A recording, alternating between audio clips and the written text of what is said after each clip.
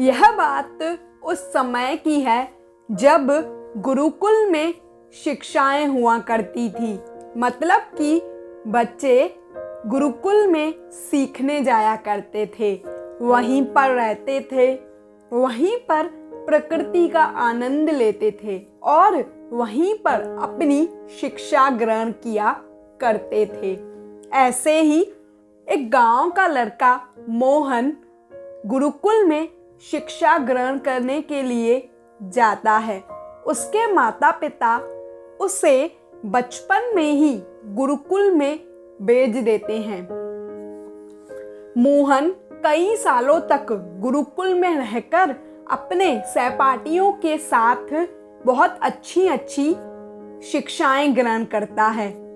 उन्हें वहां पर जीवन के सिद्धांत सिखाए जाते हैं और उनमें से एक सिद्धांत यह है कि हमेशा अच्छाई करो, भलाई करो, सबकी मदद करो। यह ज्ञान मोहन के मन मस्तिष्क में गहरे में बैठ जाता है। जब मोहन कई सालों तक गुरुकुल में रहने के बाद अपने गांव वापस लौट आया, तब वह सभी गांव वालों की मदद करता था, हर किसी की मदद करता था। अगर कोई युवक उसे कोई भी काम करने के लिए कहता तो वह उसे कभी मना नहीं करता था। ऐसे ही धीरे धीरे वक्त गुजरता गया। एक दिन मोहन एक रास्ते से गुजर रहा था, तब उसने देखा कि कुछ लोग उसके बारे में कुछ बातें कर रहे हैं। वह छुप छुप कर उन लोगों की बातें सुनने लगा। वे लोग उसका मजाक उड़ा रहे थे। वे कह रहे थे कि मोहन तो एक बहुत बड़ा बेवकूफ है, वो लोगों की मदद करने के चक्कर में अपने काम को आधे में ही छोड़ देता है।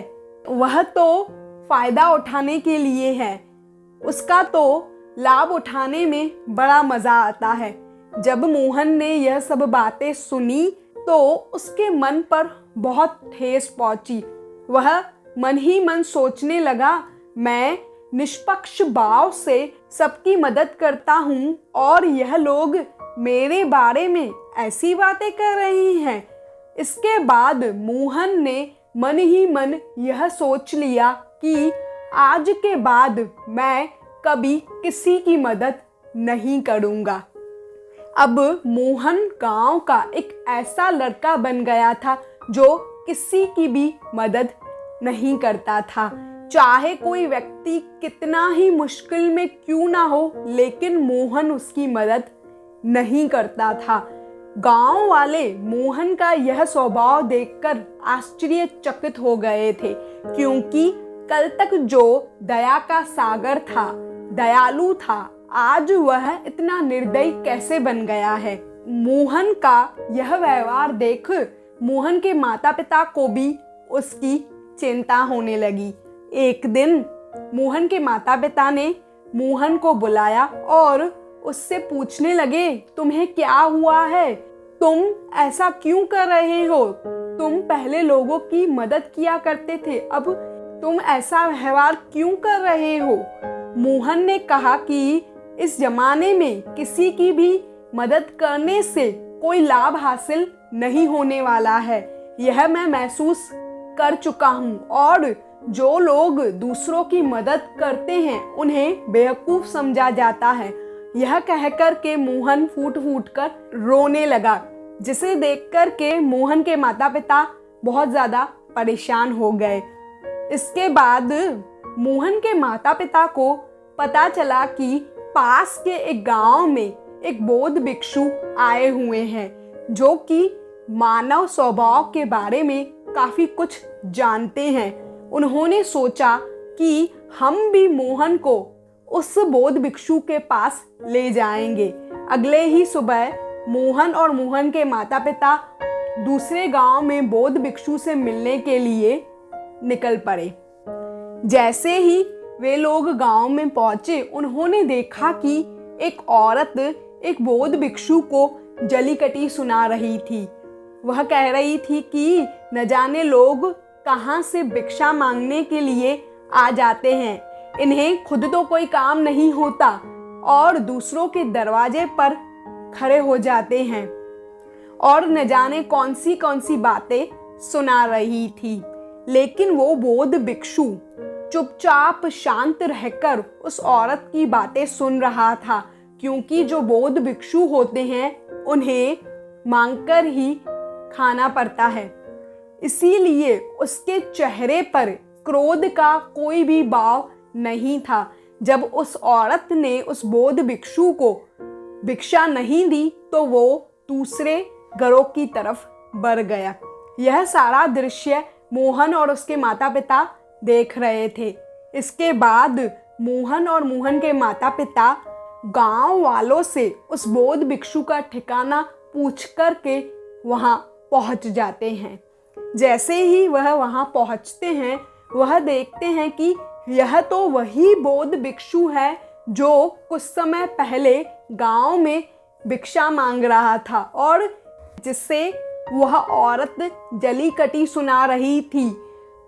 उन लोगों ने उस बौद्ध भिक्षु को प्रणाम किया और फिर वह वहीं बैठ गए।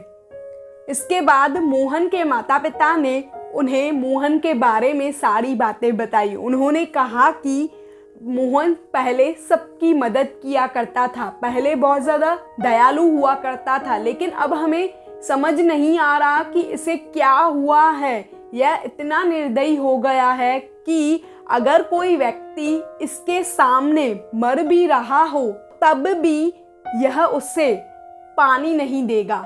हमें यह नहीं समझ आ रहा है कि यह ऐसा क्यों कर रहा है। कृपा हमारी सहायता करिए।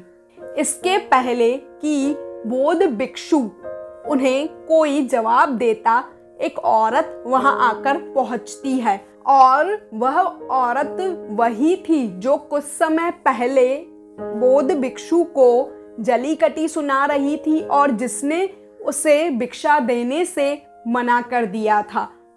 वह बौद्ध भिक्षु से कहती है कि मेरा बच्चा बहुत ज़्यादा बीमार है और गांव वाले कह रहे हैं कि आप ही उसका इलाज कर सकते हैं, आप ही उसे ठीक कर सकते हैं, कृपा मेरी सहायता करें।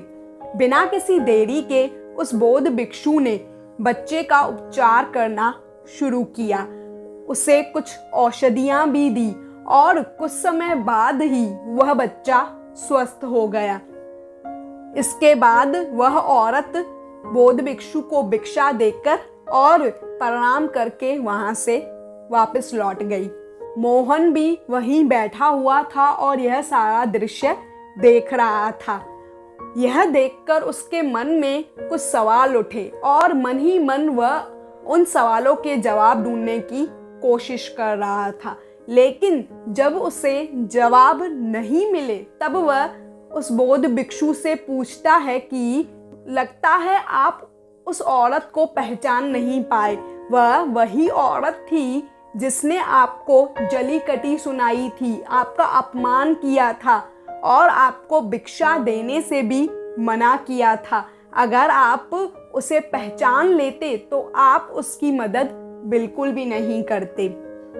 बौद्ध भिक्षु मोहन की बात सुनकर पहले तो मुस्कुराने लगते हैं और फिर बौद्ध भिक्षु मोहन से कहते हैं कि दूसरों की मदद करते समय हमें कुछ अवस्थाओं में दुख मिलता है, लेकिन जब तुम कर्मों के सिद्धांत समझ लोगे तो तुम्हें अच्छाई और बुराई की बीच जो अंतर है, जो भेद है, उसे समझ जाओगे। मैं भली भांति जानता था कि वह वही औरत है, लेकिन मैंने बिना किसी द्वेष के भाव रखे उस औरत की मदद की, जो मेरा कर्तव्य था, जो मुझे करना चाहिए था।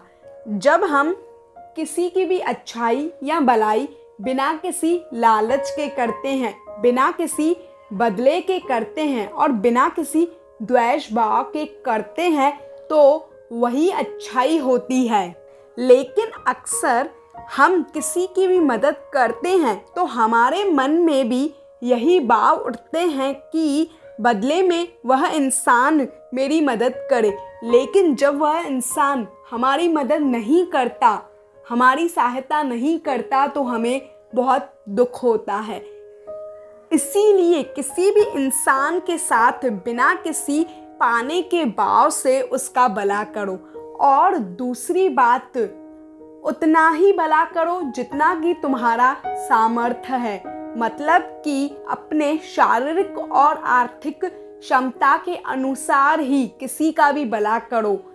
जब कल को वह इंसान तुम्हारे साथ कोई बुरा व्यवहार करे तो तुम्हें दुख ना हो, तुम्हें पछतावा ना हो कि मैंने तो उसके लिए इतना कुछ कर डाला, लेकिन उसने मेरे लिए कुछ भी नहीं किया। वक्त आने पर उसने मेरा साथ ही नहीं दिया।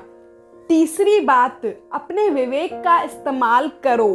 अपनी आंखें खोलकर देखो किसे वास्तविक रूप में मदद की ज़रूरत है और कौन डोंग कर रहा है। क्योंकि अक्सर लोग दया का पात्र बनकर दिखावा करते हैं, आपको बेवकूफ़ बनाकर आपसे मदद ले लेते हैं। बौद्ध भिक्षु की यह बातें सुनकर के मोहन का मन हल्का हो चुका था। उसे अपने सभी सवालों के जवाब मिल चुके थे। इसके बाद मोहन और उसके माता पिता उस बौद्ध भिक्षु को प्रणाम करके अपने गांव की तरफ निकल गए। अगर यह वीडियो हेल्पफुल लगी हो तो इसे लाइक और शेयर ज़रूर कर दीजिएगा। अगर आप मेरे चैनल पर पहली बार आए हैं तो इसे सब्सक्राइब करे बिना मत जाइएगा। मिलती हूँ आपसे नेक्स्ट वीडियो में।